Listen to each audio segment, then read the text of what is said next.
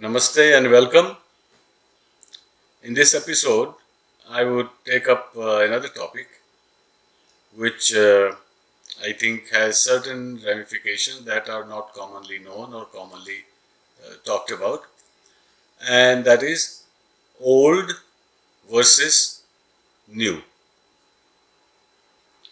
There is a very common idea, commonly accepted and believed idea, that old things, ancient things, are irrelevant in modern times. We are much more developed, advanced, evolved, and the newer stuff is more interesting. We have produced is more current, more modern, technologically high grade. So this concept of old is bad and new is good, in a very crude way, I can say that. So one needs to question this thought, that is old really that irrelevant, and is everything new equally good? I know people run after new technologies, new cell phones, and things become obsolete very quickly. Certain memory media, tapes, CD, DVD, USB, etc. become redundant, and then they are wasted or destroyed. Cars, every year there is a new model car, there is every 6 months there is a new model cell phone, and people struggle to keep up to date on that, thinking that they are really making big advancement. Well, to some extent it is advancement, but not in every aspect, because certain technologies are just made for consumption. They don't really upgrade your thinking, your quality of life. And if we accept one point, that truth, what is truth? Our sages and saints and brilliant scholars have suggested that truth is that which does not change. It is always true throughout time and across space.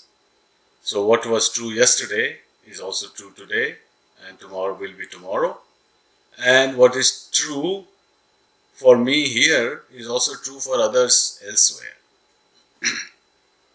For example, the most fundamental requirement for life is energy. No matter where life is, energy is required. Intelligence is required to survive and to grow and to adjust and adopt. And what changes is maybe your tastes and preferences, and in some cases habits, likings, fashion, all that can change. But they are not eternal aspects of our life. That the clothes we wear has to be changed, then it's truth, otherwise it is not. Clothes you can change, give it away, get new clothes, that's fine. But that is your lifestyle, it changes. You go to cold climate, you wear warm clothes. You don't always wear the same clothes. But the idea that in cold climate you need to protect your body, that is truth. In warm climate you need cool air or less clothes, dignified less clothes, and more indoors probably, not really baking in the sun. So these are more lasting ideas. And the ultimate truth, in the final understanding, is something which is true always, forever, all the time, and everywhere for everyone. And that has to do with your super intelligence level, your understanding, your wisdom, and the source of all that, or the background of all that, is consciousness. Now, wherever you are, you and nature as a whole has a degree of consciousness that is expressed in objects, in movement. And also to keep in mind that a lot of experiments have been done on old and new, what is old and what is new.